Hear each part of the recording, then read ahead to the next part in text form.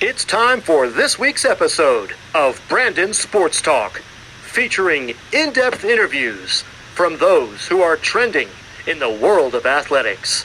And now, here's the host of Brandon Sports Talk, Brandon Pate.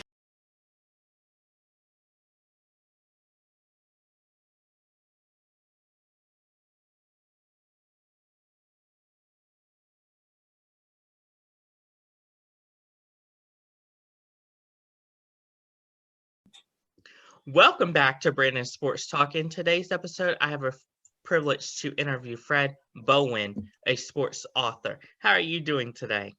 Fine, Brandon. It's good to be with you. Thank you. Can you talk about how you got started as a sports author? Well, it's funny. That was something which I wasn't expecting to do, really. I always liked sports and things like that, but actually, I started off when I went to college, then went to law school in Washington, D.C., and I became a lawyer.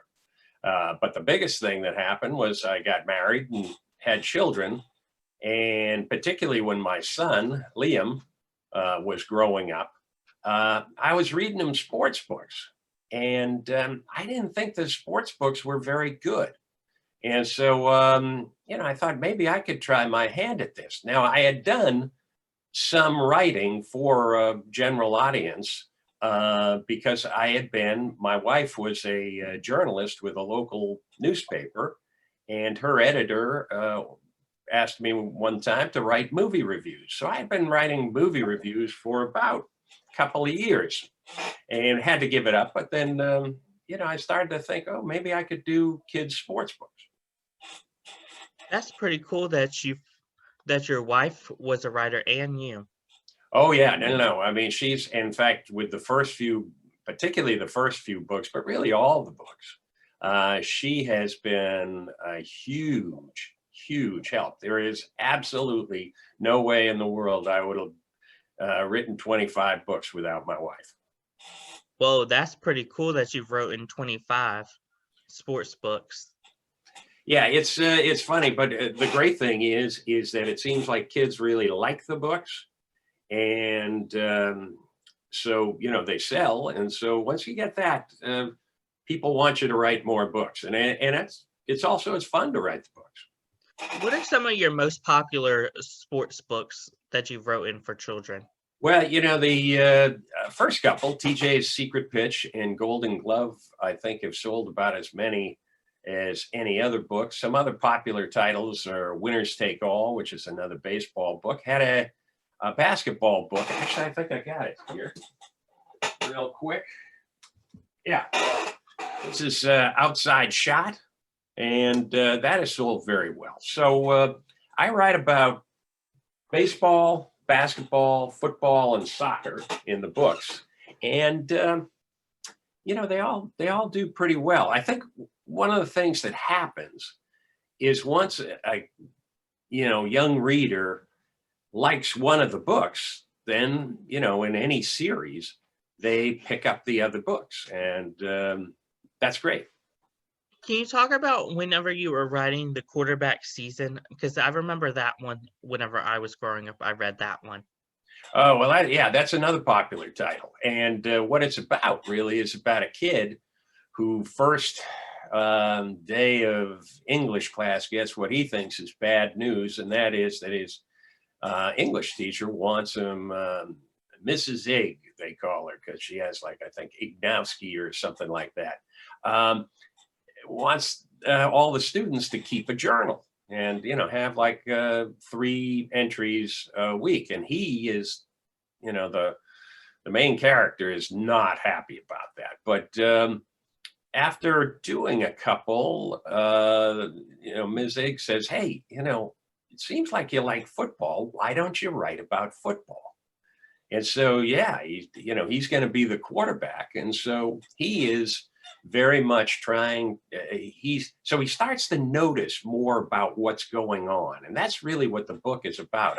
I write about sports, but I also write about different things, and that one is about how if you have to write something, you have to notice more, and actually, if you notice more, that actually helps you in your sports. In other words, the kids who are out there noticing what's going on in the field or on the soccer pitch, they're the ones who are going to improve. The kids who aren't really paying attention, they're not going to improve as much. So that was a fun book because all it is the journal entries. That's pretty cool. Can you talk about the story behind the Full Court? Oh, Full Court Fever. Yeah. When I was growing up, I absolutely loved.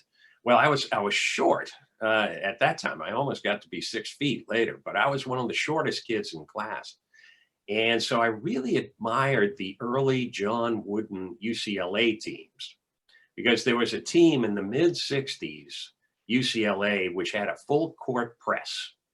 And they had a wonderful team, but they did not have a player on the team who was taller than 6'5", which, as you know, even in college football, in college basketball, that's 6'5" is kind of average. But they would press the whole game, and they were just a terrific team, and I loved the team. And so that was sort of the history element behind it. But one of the things I remember in high school, I didn't make the high school basketball team, but we had a team that also didn't have a lot of height. And I remember the kids were always trying, we need a big guy. And then a new coach came in and said, no, we don't need a big guy. We need to play really hard and up tempo, and we'll be fine. And the team did very well. So those were the inspirations that, helped me write Full Court Fever. In fact, every book has a story behind it, sort of the way I kind of came to the book.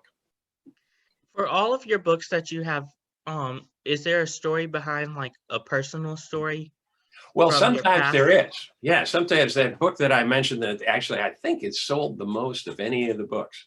The Golden Glove was actually about something that happened to me. And lots of times I go to schools to speak about the writing process.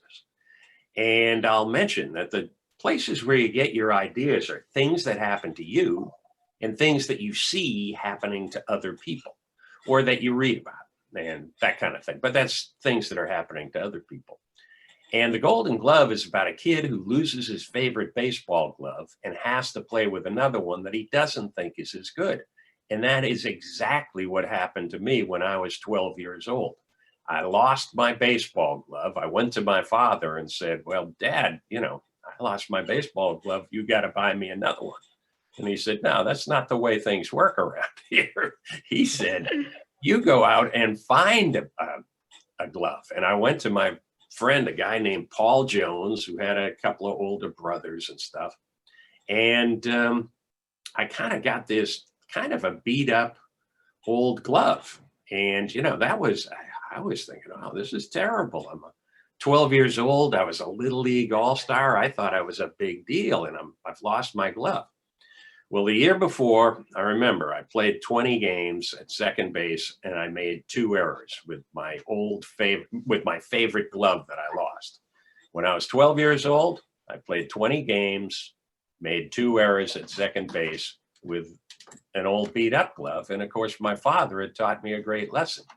It's not the glove, it's you, And so that one was, that was something that happened to me that, made me want to write that book. Another book, I was thinking my son is pitched in high school and in college, and he is now a coach. He's the head baseball coach at the University of Maryland, Baltimore County. And what was it? The book Throwing Heat is really about the relationship between a player and a coach. And so, I was watching him do so much coaching and remembered him as a pitcher. And so that was something that got my attention. So all the books have a story behind them. That's so amazing that you have a book that is inspired by your son.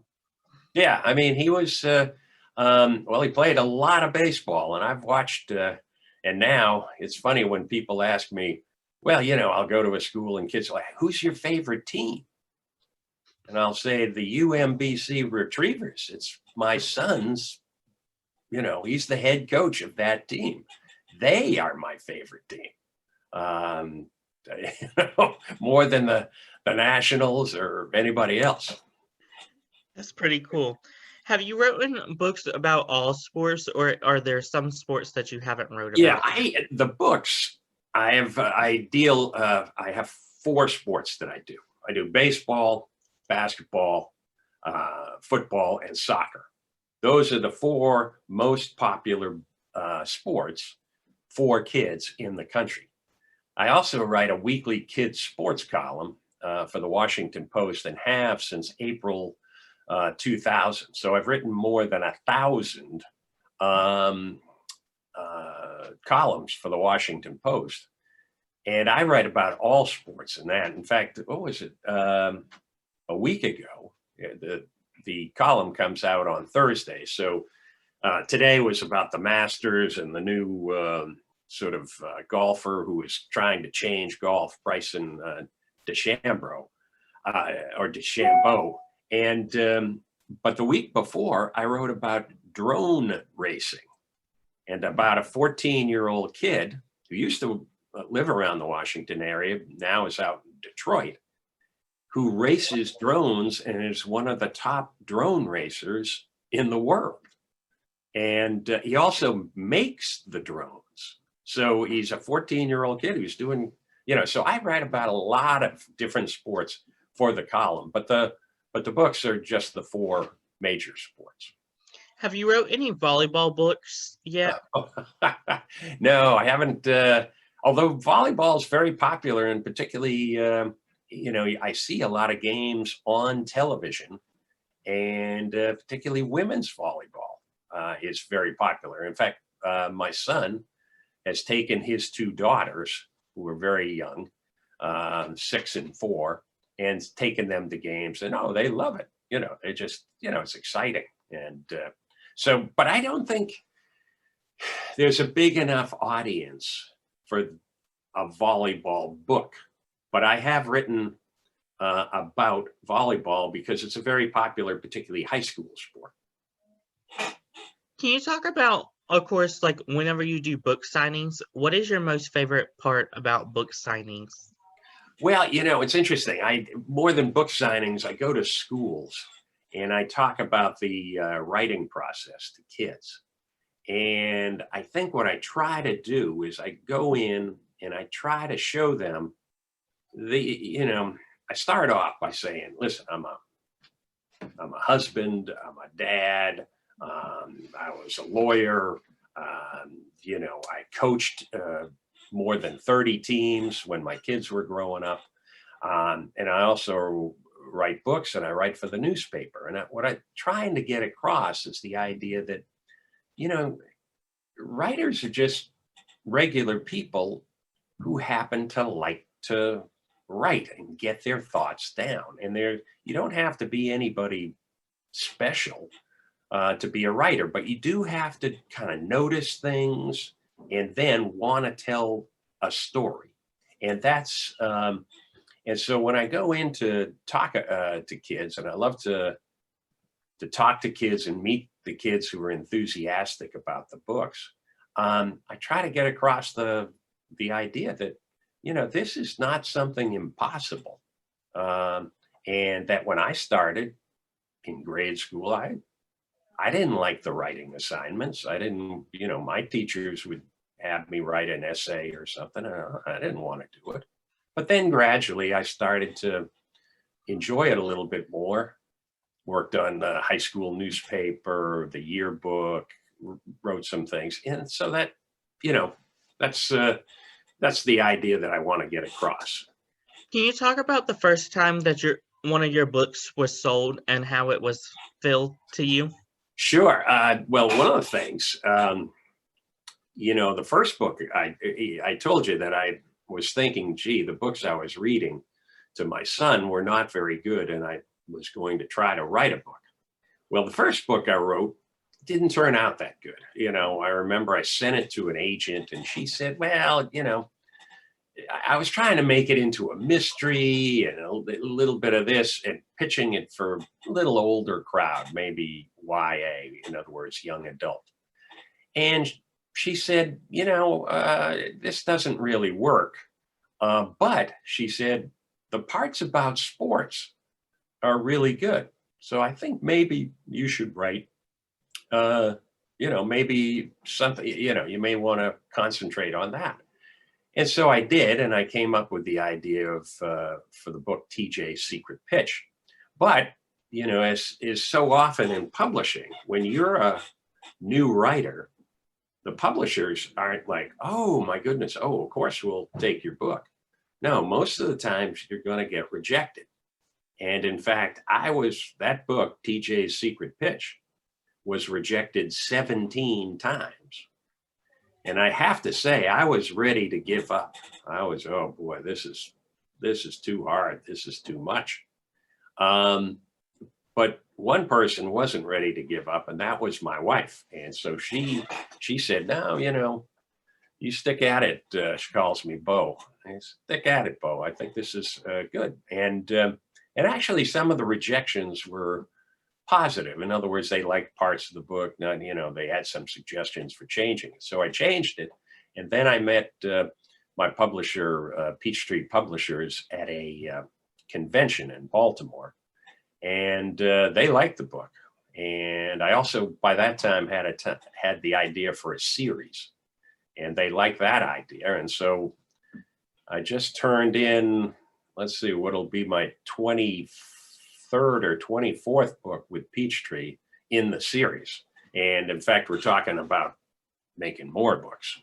So lots of times books are rejected at first, but mine, I got lucky and continue to be lucky. What are some future books that my listeners can look out for seeing from you? Well, we're going to do the book we're finishing up at with Peachtree in the series. And the series combines sports fiction, sports history, and always has a chapter of sports history at the back. And they're geared for kids 8 to 12 years old. They're chapter books.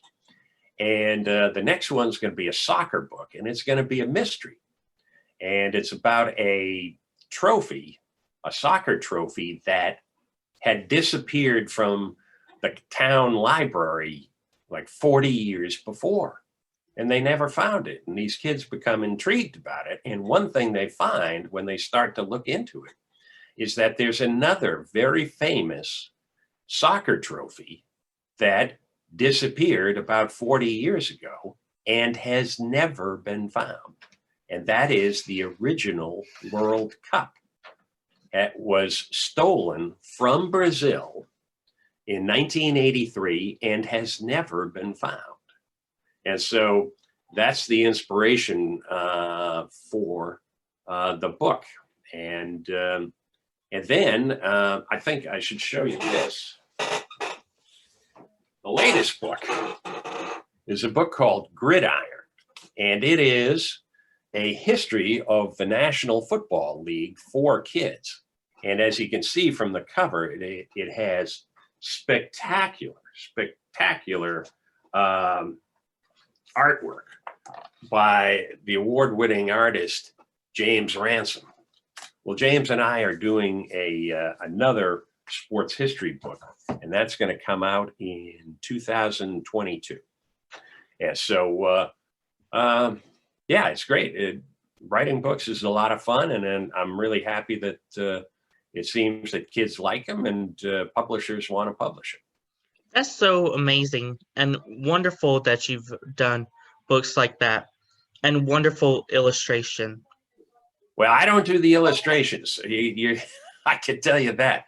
I do. I'm maybe like a lot of kids. I'm mostly stick figures, and so you got to find a good illustrator, and James is one of the best. What advice would you give future sports authors that are looking to get started? Oh boy, one of the big things I think for kids, if they're interested in writing, is to get into a situation where you have to write. Like I mentioned, when I was growing up, I joined the high school newspaper. which meant, and I wrote about sports, and it put me in a situation where I had to write. I think the paper came out every few weeks or something, and I had to write something. And so that gets you into the habit of writing. And I always tell people, I warn people, don't wait around to be, sometimes people say, oh, they talk about inspiration a lot, and that's good. But it's important to be able to write even when you're not inspired. In other words, to get into the habit of it. I have a weekly kids sports column for the Washington Post. That means I have to come up with an idea and get the idea on paper every week. And it gets you into the habit of looking for ideas and also into the habit of, writing things up. And so, some people say, oh, gee, how do you do that? And I said, well, I've been doing it for 20 years. You get in the habit.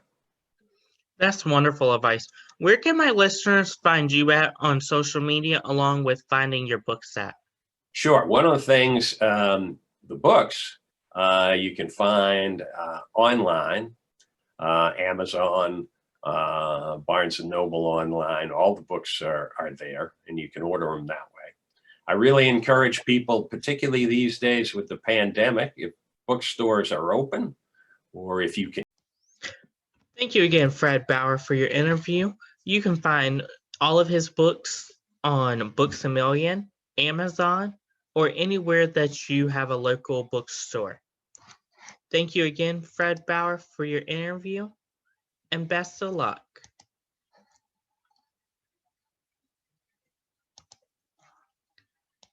You can find Brandon Sports Talk on Facebook at Brandon Sports Talk, Instagram at Brandon Sports Talk, Twitter at Talk_Brandon, and you can find me on YouTube at Brandon Sports Talk. Don't forget to like, comment, and subscribe. Thank you again, Fred Bowen, for your interview, and best of luck in your future.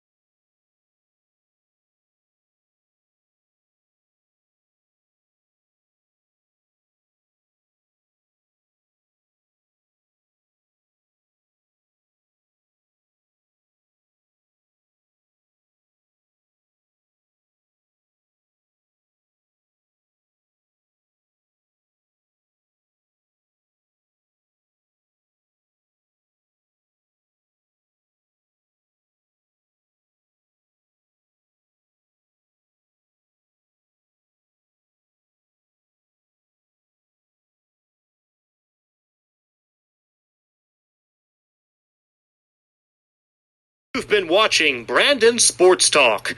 Please feel free to like, share, and subscribe to Brandon Sports Talk on social media and on YouTube.